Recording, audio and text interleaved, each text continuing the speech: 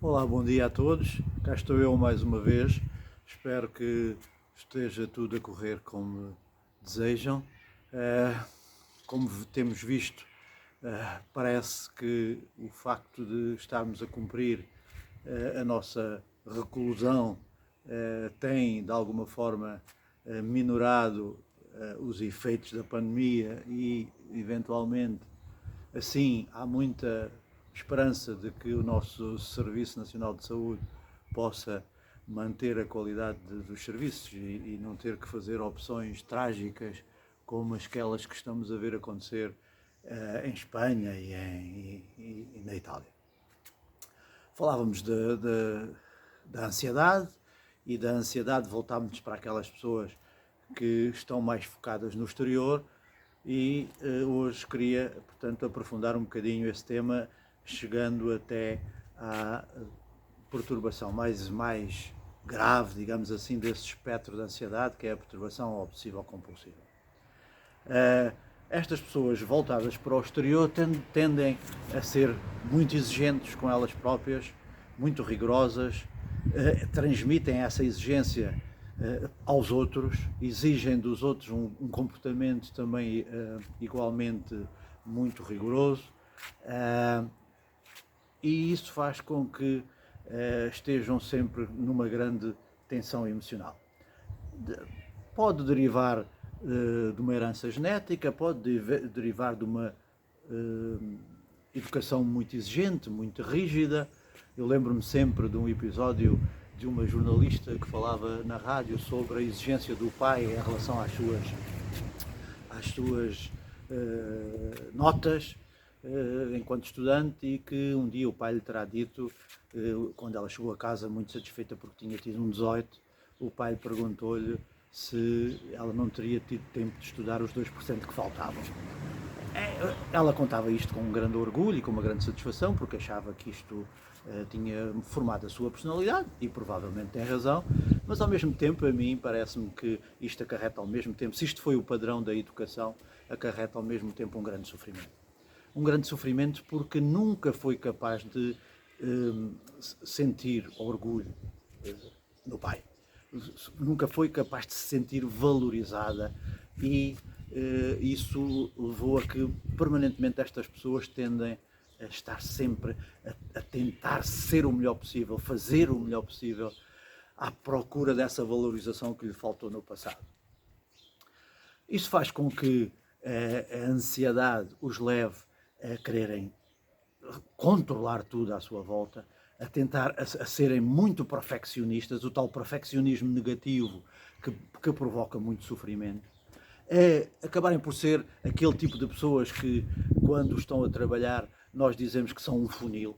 Entra muita coisa naquela secretária, mas só sai a conta-gotas, porque o medo de falhar é de tal maneira avassalador que esta pessoa esgota-se a controlar, a verificar, a repetir a verificação, entrando numa ansiedade extrema, deixando de dormir, estando com pensamentos muito obsessivos acerca das suas preocupações e das suas lutas diárias. Depois transportando este mal-estar, esta irritabilidade, esta insatisfação permanente com a vida, este pessimismo, esta busca do reconhecimento dos outros, tornando a vida num inferno para toda a gente à sua volta. E ao mesmo tempo, sempre com a sensação de dar muito e receber muito pouco em troca. Sempre com uma sensação de mal-estar em relação à sociedade, em relação à família, em relação aos outros. Umas vezes com razão, outras vezes sem razão, porque uma coisa acaba sempre por levar a outra. Tudo aquilo que eu tenho vindo a falar tem a ver com o grau. Provavelmente todos vocês já têm percebido algumas coisas da vossa personalidade em cada um dos vídeos. E se isso acontecer, vocês são pessoas saudáveis. As pessoas saudáveis têm um bocadinho de tudo em grau muito normal. Se o normal é aqui uma coisa muito estatística. Enquanto que alguém que só se reveja num único vídeo, numa única forma de estar, numa única forma de pensar, essa pessoa deve procurar ajuda, porque realmente a aqui a rigidez também em termos de funcionamento mental indica que há uma dificuldade de adaptação à sociedade e, portanto, uma necessidade de um trabalho psicológico.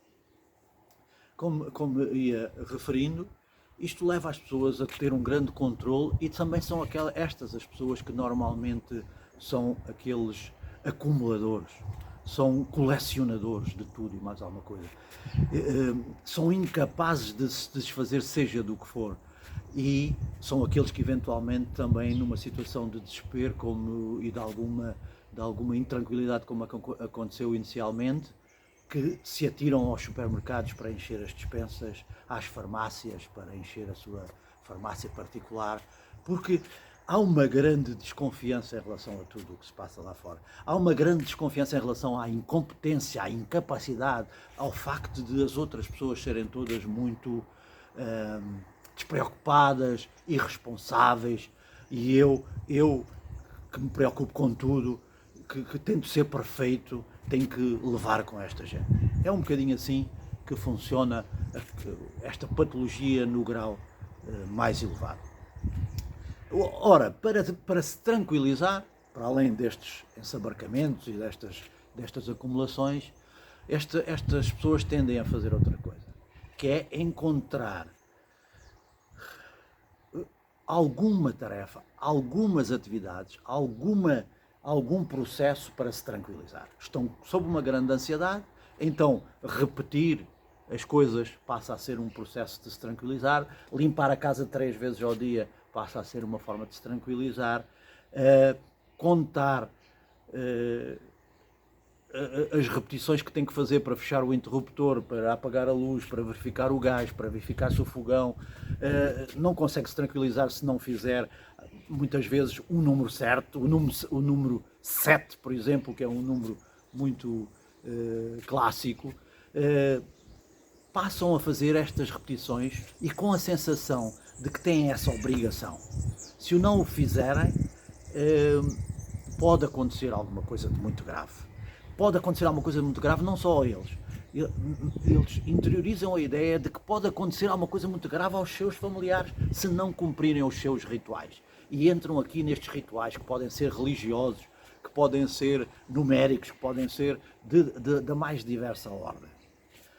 E também, muitas vezes, são aquelas pessoas que chegam aos técnicos a dizer que, lembro-me de um rapaz que dizia que se eu tivesse mais 5 centímetros de altura, tudo estaria diferente, porque eu já imporia a minha postura, já me colocaria numa outra situação. Este rapaz não tinha 1,50 m, este rapaz tinha 1,80 m e queria ter mais 5 centímetros e com esses 5 centímetros resolvia o seu problema todo.